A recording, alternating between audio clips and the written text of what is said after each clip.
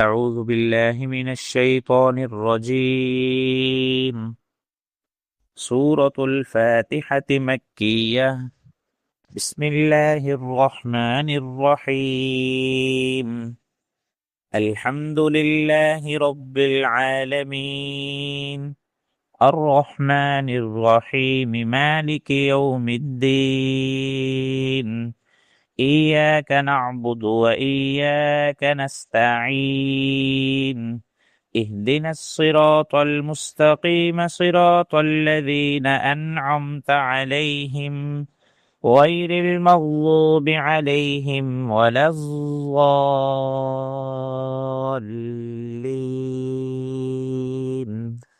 آمین. سورۃ الفاتحہ مکی ہے. اس میں 7 آیات ہیں اور 1 رکوع ہے. اس کا تعارف یہ ہے، سورۃ الفاتحہ نہ صرف قرآن کریم کی موجودہ ترتیب میں سب سے پہلی صورت ہے، بلکہ یہ پہلی وہ صورت ہے جو مکمل طور پر نازل ہوئی. اس سے پہلے کوئی صورت پوری نازل نہیں ہوئی تھی، بلکہ بعض صورتوں کی کچھ آیاتیں آئی تھی. اس صورت کو قرآن کریم کے شروع میں رکھنے کا منشا بظاہر یہ ہے کہ جو شخص قرآن کریم سے ہدایت حاصل کرنا چاہتا ہو، اسے سب سے پہلے اپنے خالق مالک کی صفات کا اعتراف کرتے ہوئے اس کا شکر ادا کرنا چاہیے، اور ایک حق کے طلبگار کی طرح اس سے ہدایت مانگنی چاہیے. چنانچہ اس میں بندوں کو وہ دعا سکھائی گئی ہے جو ایک طالب حق کو اللہ سے مانگنی چاہیے، یعنی سیدھے راستے کی دعا. اسی طرح اس صورت میں صراط مستقیم یا سیدھے راستے کی جو دعا مانگی گئی ہے، پورا قرآن اس کی تشریح ہے. وہ سیدھا راستہ کیا ہے آگے چل کے معلوم ہو جائے گا. بسم اللہ الرحمن الرحیم. شروع اللہ تعالیٰ کے نام سے جو سب پر مہربان بہت نہایت رحم فرمانے والے ہیں. عربی کے قاعدے سے رحمان کے معنی وہ ذات جس کی رحمت بہت وسیع ہو، یعنی اس رحمت کا فائدہ سب کو پہنچتا ہو، اور رحیم کے معنی وہ ذات جس کی رحمت بہت زیادہ ہو، یعنی جس پر مکمل طور پر ہو. اللہ تعالیٰ کی رحمت دنیا میں سب کو پہنچتی ہے، جس سے مومن کافر سب فیض یاب ہو کر رزق پاتے ہیں اور دنیا کی نعمتوں سے فائدہ اٹھاتے ہیں. اور آخرت میں اگرچہ کافروں پر رحمت نہیں ہوگی، لیکن جس کسی پر یعنی مومنوں پر ہوگی، مکمل ہوگی کہ نعمتوں کے ساتھ کسی تکلیف کا کوئی شائبہ نہیں ہوگا. رحمان اور رحیم کے معنی میں جو یہ فرق ہے اس کو ظاہر کرنے کے لیے رحمان کا ترجمہ سب پر مہربان اور رحیم کا معنی نہایت رحم فرمانے والا، بہت مہربان کیا گیا ہے.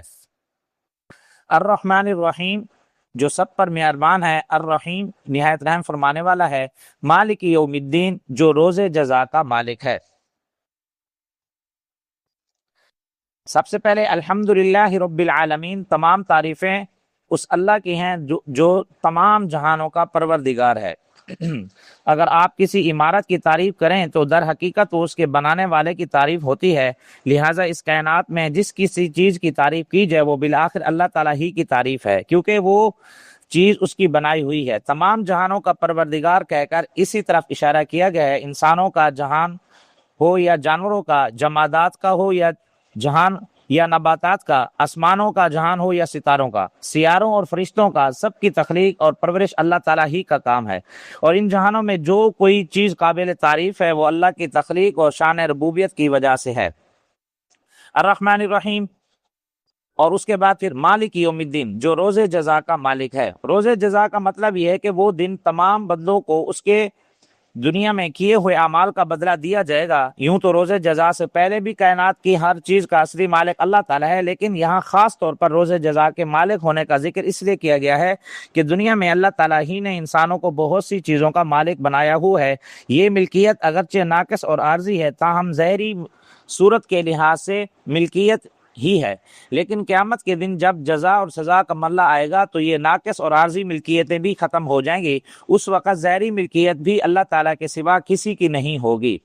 اور اس کے بعد ایاک نعبد و ایاک نستعین. ہم یہاں پر اللہ تعالیٰ سے ایک وعدہ کرتے ہیں کہ اللہ ہم آپ کی عبادت کرتے ہیں اور آپ ہی سے مدد مانگتے ہیں. یہاں سے بندوں کو اللہ تعالیٰ سے دعا کرنے کا طریقہ سکھایا جا رہا ہے۔ اسی کے ساتھ یہ واضح کر دیا گیا کہ اللہ تعالیٰ کے سوا کسی قسم کی عبادت کے لائق کوئی نہیں ہے، نیز ہر کام میں حقیقی مدد اللہ تعالیٰ ہی سے مانگنی چاہیے، کیونکہ صحیح معنی میں کارساز اس کے سوا کوئی نہیں۔ دنیا کے بہت سے کاموں میں بعض اوقات کسی انسان سے جو مدد مانگی جاتی ہے وہ اسے کارساز سمجھ کر نہیں بلکہ یہ ایک ظاہری سبب سمجھ کر مانگی جاتی ہے۔ اس کے بعد اہدنا الصراط المستقیم، اے اللہ ہمیں سیدھے راستے کی ہدایت عطا فرما، صراط الذین انعمت علیہم، ان لوگوں کے راستے کی جن پر آپ نے انعام کیا ہے، غیر المغضوب علیہم، نہ کہ ان لوگوں کا راستہ جن پر غضب نازل ہوا، ولا الضالین، نہ کہ ان کے راستے کی ہدایت عطا فرما جو بھٹکے ہوئے ہیں، بلکہ سیدھے راستے کی ہدایت عطا فرما۔